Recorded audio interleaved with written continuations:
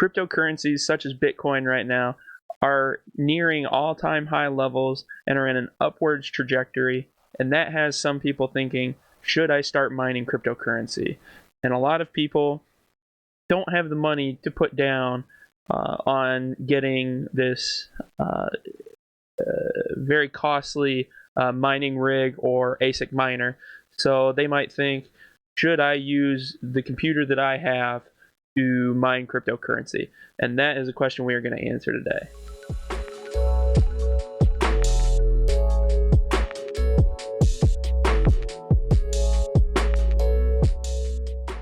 Okay, so one of the main things for mining that's going to be a big determining factor is which cryptocurrency you are mining. Some of them use your processor as the main component for mining. Others are graphics card based, GPU miners. And depending on which one you choose will factor into whether or not this is something that you should get into. Another thing to think about is if you do GPU mining, which is arguably the easier of the types of mining that you can do, it also depends on what graphics card you have. Because if you, say, have like an old GTX 1060 3GB card, you might have issues with finding a cryptocurrency that you like, that you want to mine, where the DAG file size is lower than the 3 gigabytes of VRAM that the card has. So if you have something like I have, where I have the GTX 1080 8GB card, I can mine everything right now because none of the DAG files are at that size at this moment in time. The other thing to consider is how much time you want to put into it. For me right now, I am not BIOS editing my cards. I am not overclocking them for mining, mainly because the main purpose of my computer is for gaming, so I don't like switching between gaming and mining every single evening and morning in order to do whatever task I'm trying to do at that moment in time. And one thing you could technically do is you can go to whattomine.com/coins, and there you will be able to go through and you can add in what graphics card you have. Like here, I just highlighted the 1080. I have one of them. Previously, what I have done is I had a 3x580 and a 1x570 rig put together, and that is roughly what I had. I actually had a little bit more mega hash and drop the power down just a little bit.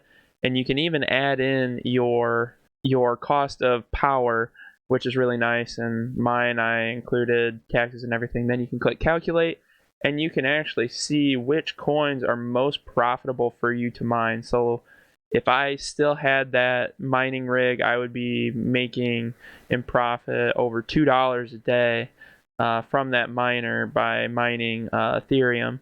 And I would be making close to $2.50 a day if I were to move over to the NiceHash algorithm, which for some people is significantly easier, but I prefer to I prefer to use a different pool just to promote the decentralization of the coin, because NiceHash is so popular.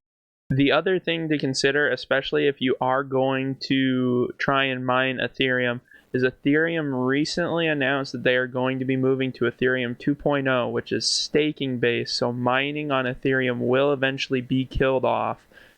So when you're mining to a pool and they have a payout limit, you need to consider, do you have enough time to mine to reach that payout limit before it switches over to Ethereum 2.0 in its full version. And the other thing with these coins that you have to keep in mind is the difficulty of mining, because the more people that hop on does not necessarily mean the rewards go up. The rewards are set per block. So if you have more people trying to get the same amount of reward, the profit per person ends up being pushed down, which is what you see with these difficulty rises. as popularity rises and demand rises. But demand also brings up the price, which also brings up the profits. So it's a balancing act between everything going on.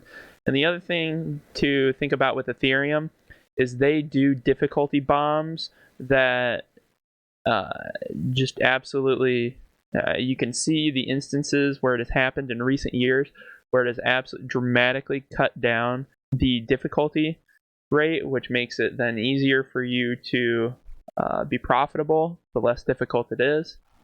And typically they do a difficulty bomb about once a year, and the last one was in December of 2019, kind of right at New Year's of 2019 to 2020. So we are just about due for a difficulty bomb based off of history. So that could mean Ethereum gets even more profitable, but that will also mean that more people will be trying to get into it. So it's all about what you want to do, whether you want to partake in it, whether you find it profitable with whatever card you're using. And so, for instance, with my mining rig, I was making, close to what would today be close to $2 a day if it was still running. Whereas if I plug in my stats for my current gaming PC, I am only making about 40 cents in profit per day, but I am not mining 24/7, so I am not actually making the 40 cents per day. I'm typically only mining at night and, somewhat through the day, a little bit before I go to bed, a little bit after I wake up, and it comes out to about 9 to 11 hours a day. So I'm really only making half of this amount. So really, 20 cents is a good day of profit for me with my gaming PC. The other thing to consider is that's 20 cents that I wouldn't have with my PC just sitting there, especially if you're one of those people that leaves your PC on overnight for updates to take place. That way you don't have to wait for them in the morning. You can just set your PC up to mine, and then you'll actually make a little bit of money back from doing that, depending on the time of the cycle. Now, a warning, depending on when this is watched, because we are in an uptrend in the cycle, it is very easy to find profitable coins to mine. However, in the bear markets like we had back in the middle of 2018 or even the middle of 2019, it was really hard to mine for profit because the price action was going downwards, and it was really hard on miners to be profitable during that time just because prices were dropping so much. Now, if you go through all this and you decide you do want to start mining, one of the pools that I recommend is Nanopool for Ethereum mining. They also have pools such as Ethereum Classic, Zcash, Monero, Raven, and recently they've added Conflux. I do Ethereum. I've also used Nanopool for Ethereum Classic and Raven coin, and I've had good results every single time. They've been reliable with getting my payments to me once I've hit my payout threshold. I've never had any issues with that. The only issue I'm having right now is with being able to change my payout limit, because you can change them. As you can see here, there is a minimum of 0.05 for your payout limit, which will still take quite a long time, especially if you do this on a gaming PC and you only have the one graphics card to contribute hash power. Obviously, the more graphics cards you have, the more hash power then you'll have, and the better and quicker you'll be able to mine cryptocurrency. You can also see the maximum payout limit is 20 Ethereum, which is amazingly high and would take absolutely forever if you're doing it with one graphics card. Even with my mining rig, I have never mined a full 20 Ethereum in all my time. And I've been an on and off miner since November of 2017. And I have not mined 20 Ethereum total myself. But with Nanopool, they also have walkthroughs of what you can do for a step-by-step, the pool information, frequently asked questions, and they have tutorials.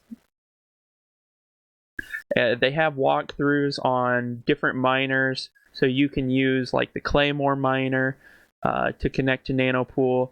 You can use Nano miner to connect to Nanopool. There's some others that'll all connect to it, and that'll be the algorithm that connects to the pool itself. Another thing you will definitely want to have if you do decide to mine is MSI Afterburner. It is a really good way to control your fan speed and your clock speeds. That way you're not going to completely burn out your card. If you start mining and you don't pay attention to your fan speeds and all that, you can easily overheat your card to what would be considered a dangerous level for the components in the card itself. So I would highly recommend having MSI Afterburner. That is what I have used since the very beginning to control the thermals and the power of my graphics card. That way I can protect my cards and keep them mining for as long as I can. And then looking at the miner itself, I use Claymore miner. That's just a personal preference of mine. You can use Nano miner, you can use the Nice Hash, all that sort of stuff. Claymore is just my preference. It's what I first learned on, and it's just been the easiest for me to understand. But essentially, it gives you a config file that you can then use to name your mining rig, to change certain settings on your card, to input what address you will be mining to. I would recommend getting a wallet on your phone like Coinomi or something like that, really simple for doing that. I would not directly mine to, say, like a Coinbase account or Binance account or anything like that. I do not recommend doing that. I would recommend mining to a wallet where you have control over the wallet keys. That's just a part of decentralization that is very nice to have. But Claymore Miner makes it really simple to set up, and they have a start file that's all I have to click every night, and it'll take care of everything from there after you've got all your configurations set up. And it can run as long as you have a connection to the internet. It will run until you stop it or it encounters some sort of issue, which rarely happens for me. And then once you're done mining and you exit out, it'll create a log, and you can actually go back and you can see what happened with your miner during that time, how many shares were confirmed or rejected with your miner, how long you were mining, at what point in time you were able to get a share, see how much power you're consuming, that sort of stuff. It's all right there for you as essentially a ledger. That's what this is creating, is a ledger to the blockchain, and that is your history of mining.